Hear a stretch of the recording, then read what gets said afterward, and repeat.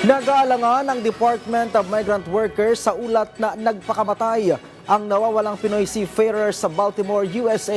Ayon kasi sa DMW, hindi sila naniniwalang kikitilin ng Pinoy seafarer ang sarili niyang buhay. Yan ang sentro ng balita ni Bien Manalo live. Bien?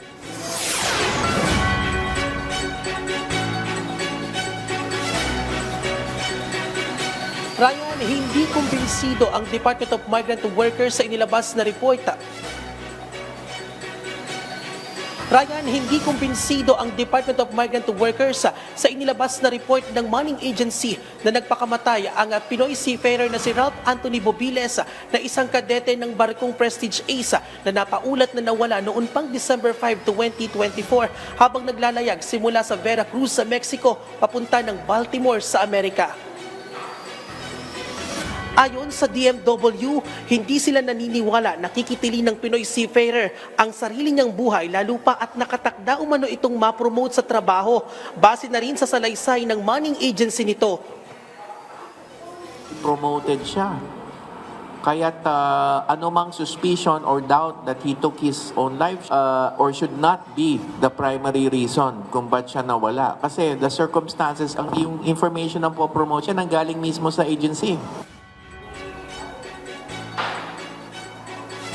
Hindi kontento ang ahensya sa paliwanag ng Manning Agency kaugnay sa pagkawala ni Bobiles. Bigurin nila ang Manning Agency na mag-report sa Baltimore authorities na nakadaong na sa Baltimore ang barko. Kaya't patuloy ang ahensya sa paggawa ng mga hakbang sa pagresolba ng kaso at para hindi na rin maulit ang naturang insidente.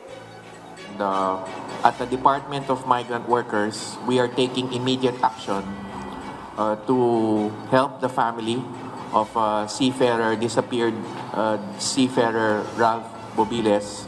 We are taking the licensed manning agency and the principal ship owner to task about this case. So we are not taking in any such explanations unless there is clear evidence on this matter.